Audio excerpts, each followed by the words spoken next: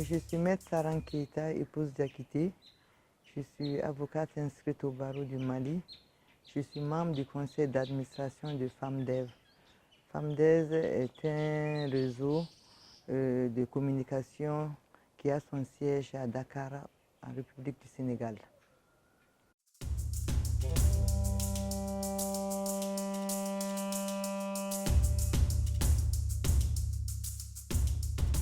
Je ne saurais répondre à la stratégie du gouvernement. Comme vous le savez, c'est un gouvernement de transition. Et pour qui parle de transition, parle de quelque chose de passager. Le gouvernement actuel a sa stratégie, certes, mais dont je ne peux pas vous dévoiler le contenu ne le sachant pas. Mais ce qui est sûr, les organisations de femmes que nous sommes, nous sommes en train de préparer les femmes au procès futur. Nous sommes en train d'indiquer aux femmes comment faire les plaintes, comment déposer les plaintes, comment se plaindre devant les différentes juridictions maliennes, pourquoi pas internationales. Mais pour le moment, nous sommes à ce niveau-là. Donc les organisations de femmes travaillent auprès des femmes victimes pour les indiquer les moyens judiciaires qu'elles ont à leur disposition et qu'elles peuvent utiliser.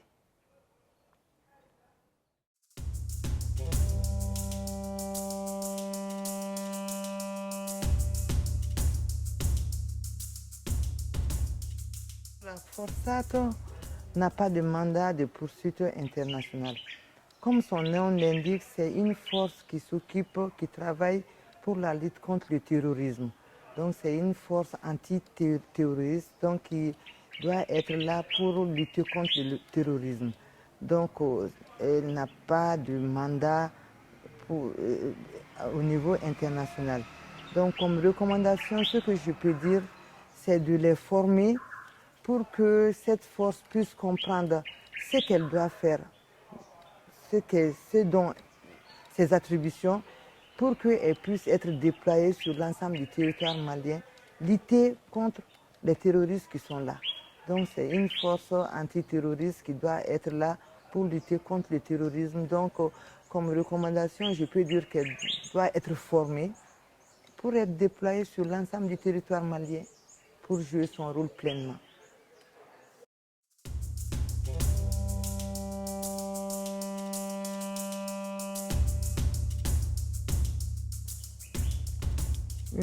L'accord pour la paix et la réconciliation issu du processus d'Alger a préconisé la création d'une justice transitionnelle. Donc c'est dans cette optique que la CVJR, la Commission Vérité, Justice, Réconciliation, a été créée et qui n'occupe pas la justice classique. Nous avons la justice classique qui est là, mais nous avons la CVJR aussi qui doit agir en temps de conflit. Donc cette justice transitionnelle qu'est la CVJR est en train de faire de très bonnes choses avec l'audition des victimes et qui est en train d'accompagner aussi les victimes. Donc je pense que la CVJR est en train de bien travailler par rapport aux conflits, aux victimes des conflits. Mais il faut souligner que cette CVJR n'occulte en aucun cas la justice classique que nous connaissons. Donc c'est une justice transitionnelle qui est là pour le moment, qui travaille, mais tout en tandem avec la justice classique.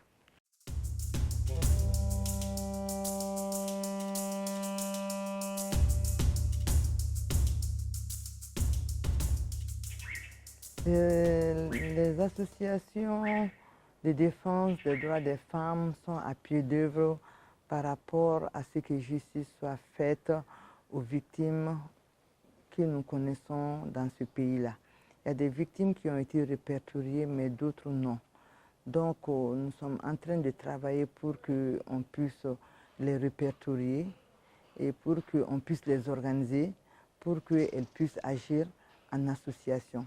Plus elles agissent en association, mieux elles auront des résultats. Donc, c'est ce que les associations sont en train de faire. Quelles recommandations il faut faire à ce niveau? Il faut d'abord les mettre en confiance pour qu'elles puissent se déclarer.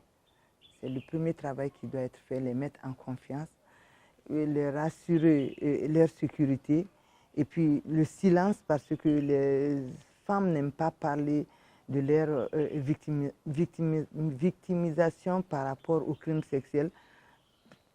On sait que quand on parle de cela, on est un peu mis de côté dans notre société aujourd'hui. Mais il faut qu'elles puissent être certaines, sûres que c'est un secret qui sera là.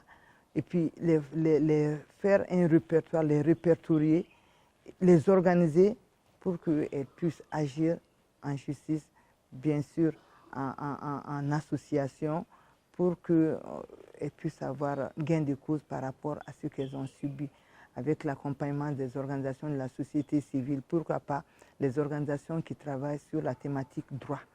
Et pour cela, nous avons des organisations dédiées spécialement pour ça. Nous avons l'Association des juristes maliens, nous avons WILDAF, nous avons APDF qui travaillent dans cet élan-là.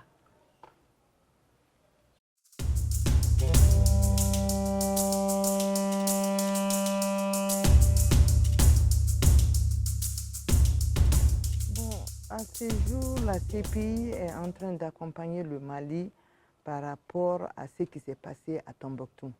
Nous avons vu qu'il y a eu les mausolées de Tombouctou qui ont été saccagés par le gars qui l'a fait, qui est actuellement devant la Cour pénale internationale. Donc la CPI est en train d'aider le Mali.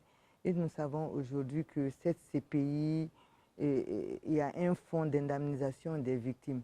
Et qui parle de destruction des mausolées, parle de l'autre côté d'indemnisation des victimes qui étaient autour de ces mausolées, parce qu'il y avait toute une activité autour des mausolées qui est partie avec la destruction de ces mausolées.